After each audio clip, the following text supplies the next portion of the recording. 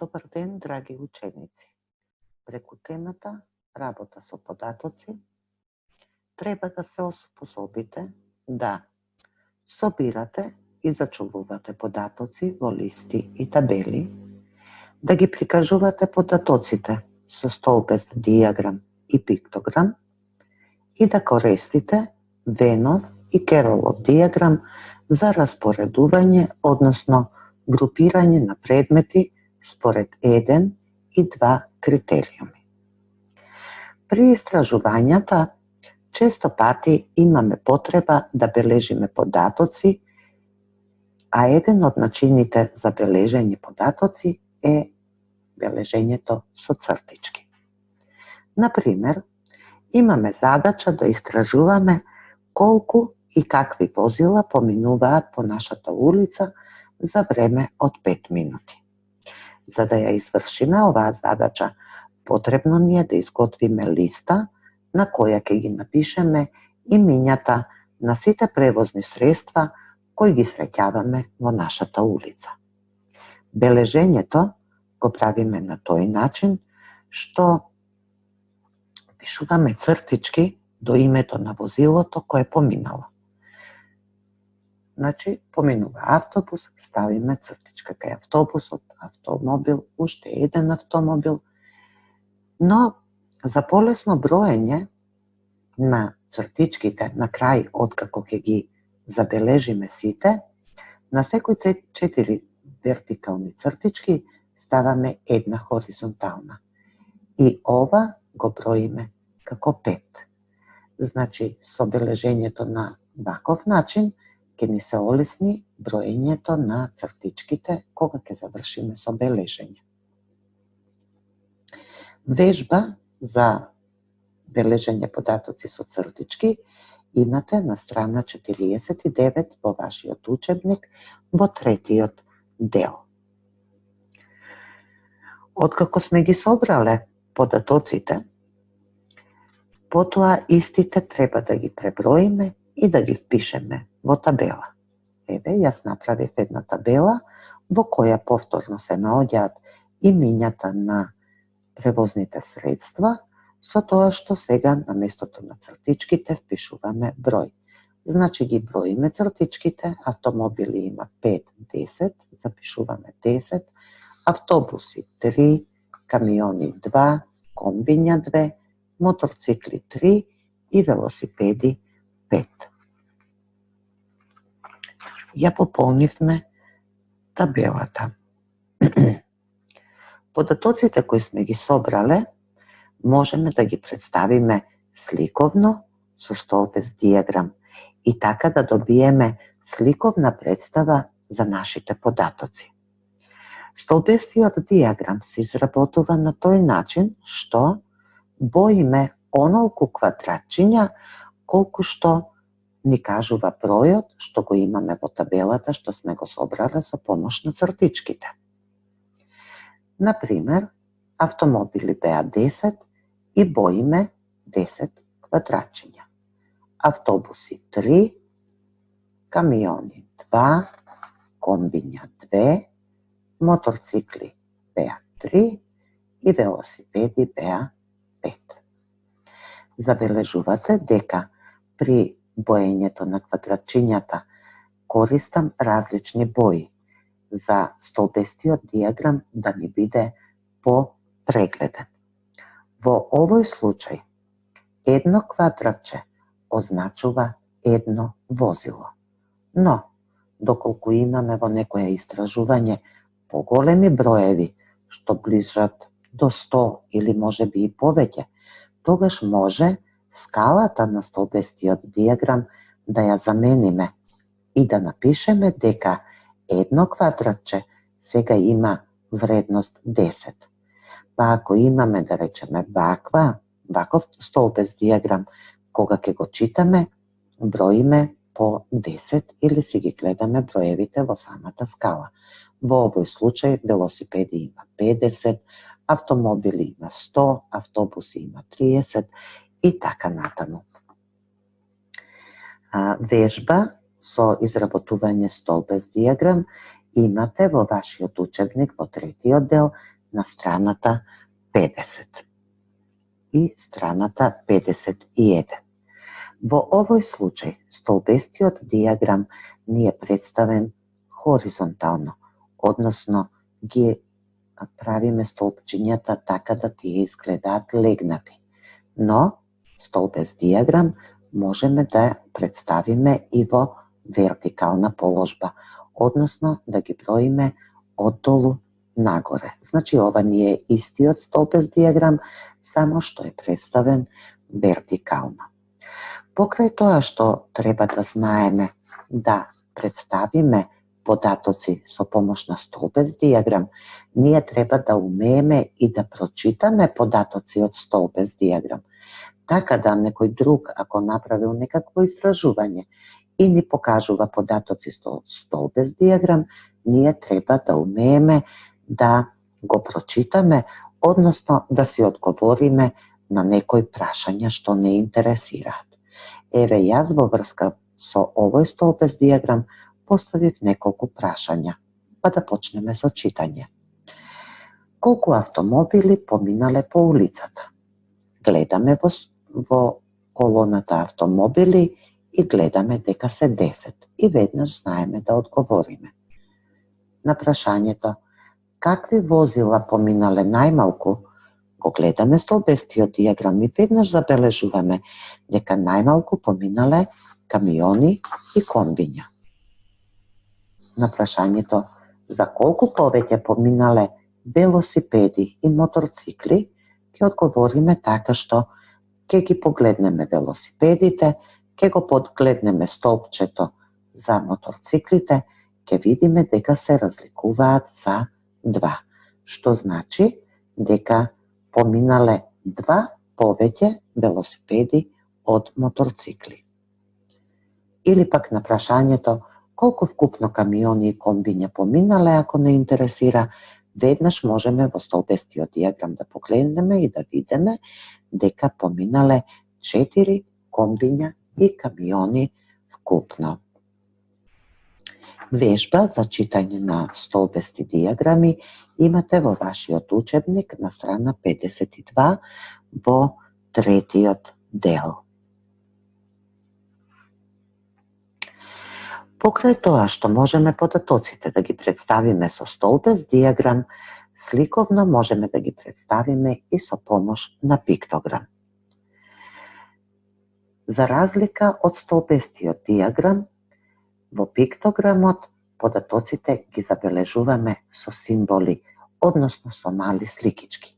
Па така во овој случај 10 автомобили ќе ги представиме со 10 сликички на автомобили. Па имаме 3 автобуси, 2 камиони, 2 комбиња, 3 моторцикли и 5 велосипеди. Забележувате дека и кога представуваме со помош на пиктограм, ние повторно добиваме столпчиња, но овој пат не се столпчиња од боја, туку столпчиња од символи кои што ни представуваат што тоа точно значи. Исто како и во столбестиот дијаграм, и со пиктограмот можеме да представуваме и големи броеви, но за таа цел треба да подготвиме и легенда и да впишеме колку еден символ има вредност. Во овој случај, секое символче има вредност 1, но може во легендата да запишеме дека еден символ има вредност 2, па тогаш ако читаме таков пиктограм, ќе броиме 2, 4, 6, 8, 10 и ќе кажеме дека има 20 автомобили, односно дека има 6 автобуси. Може во легендата да запишеме дека еден символ има вредност 5, па тогаш овој пиктограм би го прочитале дека има 10 камиони. Ако еден символ има вредност 10, тогаш овдека ни се представени 20 комбиња, 30 моторцикли, односно 50 велосипеди. Значи, кога читаме пиктограм, треба внимателно да погледнеме колкава е вредноста на секој символ. Вежба за изработување и читање пиктограм имате во вашиот учебник на страна 53 во третиот дел. Понекогаш при истражувањата ние треба да представиме разни групи предмети и да ги представиме и нивните односи. За таа цел користиме Венов дијаграм.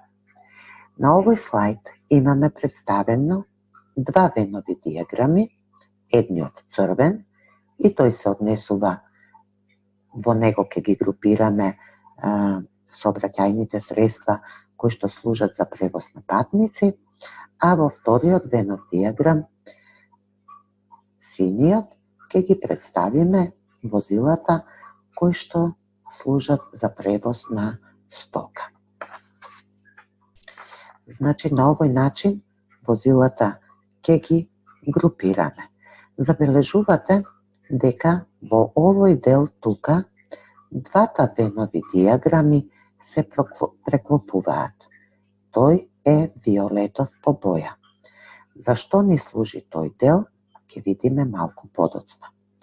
Значи, сега треба превозните средства да ги сместиме во соодветниот Венов дијаграм. Автомобилот служи за превоз на патници, па затоа ќе го ставиме во црвениот дел. Автобусот исто така служи за превоз на патници. Камионот служи за превоз на стока, затоа ќе оди во синиот дел. Комбето, за комбето треба да се размислиме. Има комбиња кои што служат за превоз на патници, но постојат комбиња кои што служат и за превоз на стока. Па би рекле дека комбето припаѓа и на едното и на другото множество. Затоа ќе го ставиме во овој дел што е заеднички. Со ова кажуваме дека комбето припаѓа и на синиот дел, припаѓа и на црвениот Венов дијаграм. Значи, служи и за превоз на патници, служи и за превоз на стока. Продолжуваме понатаму, со моторот се превезуваат патници и со велосипедот се превезуваат патници. И Кероловиот дијаграм служи за представување групи и на нивните односи. Во овој случај го имаме истиот критериум. Треба овие малку изменети превозни средства да ги сместиме според критериумот дали служи за превоз на патници или за превоз на стока. Разликата во оваа задача е во две возила. Првата разлика е тоа што сега комбето ни е означено. Тоа е поштенско комбе, а знаеме дека тоа служи за превоз на стока. И на крајот имаме символ за запрежна кола, во која што со помош на силата на конјот се превезува разна стока. Да ги сместиме овие возила. Критериумот е дали возилото служи за превоз на патници или за превоз на стока. И да почнеме. Автомобилот превезува патници, автобусот исто така, камионот превезува стока, поштенското комбе превезува стока, моторот превезува патници, велосипедот превезува патници и запрежната кола е за превоз на стока. Ке кажете, па многу е слично како и Веновиот дијаграм. Да, само што Кероловиот дијаграм ни овозможува да ги распоредуваме групите според два критериуми. Значи, покрај критериумот за тоа што превезува, дали патници или стока, со помош на Керолов дијаграм можеме да вметнеме уште еден критериум, односно да ги распоредуваме и според тоа дали возилото е моторно, односно дали се движи со помош на мотор, или пак не е моторно возило, се движи со помош на нечија друга сила, а не со силата на моторот. Да се обидеме да ги распоредиме овие превозни средства според двата критериуми. Значи, во овој момент треба внимателно да размислуваме за што служи превозното средство и со помош на што истото се движи. Например, автомобилот служи за превоз на патници и се движи со помош на мотор. Треба да го сместиме во просторот каде што овие два искази се вкрстуваат. Значи, автомобилот ќе го сместиме во ова поле, затоа што служи за превоз на патници и е моторно возило. Автобусот исто така служи за превоз на патници и е моторно возило. Значи, ќе влезе во истото квадратче. Со камионот работата е нешто поинаква. Камионот служи за превоз на стока, затоа треба да дојде тука. Ма дали во горното или во долното квадратче? Се разбира во горното, затоа што воедно е и моторно возило. Значи, камионот ќе дојде во ова квадратче, затоа што превезува стока и е моторно возило. Комбето исто така е моторно возило и превезува стока, значи ќе дојде тука. Моторот служи за превоз на патници и се движи со помош на мотор, значи припаѓа во овој дел. Велосипедот превезува патници, но нема мотор, не е моторно возило, затоа велосипедот ќе дојде во овој дел. И на крај, запрежната кола, таа служи за превоз на стока, значи ќе биде во оваа колона, и не е моторно возило, ќе биде во овој ред. Тука се вкрстуваат тие два искази и затоа запрежната кола ќе ја сместиме во овој дел. Вежби со задачи за Керолов диаграм имате во вашиот учебник во третиот дел на страна 54. Ви благодарам за вниманието.